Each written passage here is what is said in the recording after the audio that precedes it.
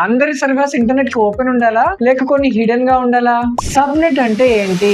Subnet అంటే network part లో VPC లో ఒక స్మాల్ డివిజన్. సింపుల్ గా చెప్పాలంటే బిగ్ నెట్వర్క్స్ ని స్మాల్ నెట్వర్క్స్ గా డివైడ్ చేయడం సబ్ నెట్వర్క్. అసలు ఎందుకు డివైడ్ చేస్తాం? సెక్యూరిటీ కోసం, ఆర్గనైజేషన్ కోసం, కంట్రోల్ కోసం. మెయిన్ గా 2 టైప్స్ ఆఫ్ సబ్నెట్స్ ఉంటాయి, public subnet, private subnet. Public subnet అంటే ఇంటర్నెట్ యాక్సెస్ ఉన్న నెట్వర్క్ పోర్షన్. ప్రైవేట్ సబ్నెట్ అంటే మనకి ఇంటర్నెట్ యాక్సెస్ లేకుండా ఉన్న నెట్వర్క్ పోర్షన్. పబ్లిక్ సబ్నెట్ లో ఉన్న సర్వర్ ని మనం ఇంటర్నెట్ నుంచి డైరెక్ట్ గా యాక్సెస్ చేయొచ్చు. అదే ప్రైవేట్ సబ్నెట్ లో ఉన్న సర్వర్ ని మనం ఇంటర్నెట్ నుంచి యాక్సెస్ చేయలేం. అది చాలా సెక్యూర్ డిజైన్. మన అప్లికేషన్ ని మనం లేయర్స్ గా డివైడ్ చేస్తాం. Front end layer, back end layer, database layer. ఇలా సపరేషన్స్ క్రియేట్ చేయడం కోసమే మనం సబ్నెట్స్ యూస్ చేస్తాం. ఒక రియల్ వరల్డ్ ఎగ్జాంపుల్ లో నేను మీకు క్లియర్ గా ఎక్స్ప్లెయిన్ చేస్తాను. సపోజ్ మనం బ్యాంకింగ్ అప్లికేషన్ బిల్డ్ చేస్తున్నాం అనుకోండి. లాగిన్ పేజ్ వచ్చేసి పబ్లిక్ సబ్నెట్ లో ఉంటుంది, బ్యాక్ ఎండ్ ప్రాసెసర్ వచ్చేసి ప్రైవేట్ సబ్నెట్ లో ఉంటుంది, డేటాబేస్ అనేది కంప్లీట్లీ ప్రైవేట్ సబ్నెట్ లో సెక్యూర్ గా ఉంటుంది. యూజర్ డేటాబేస్ ని డైరెక్ట్ గా యాక్సెస్ చేయలేరు. That is a smart architecture. Subnet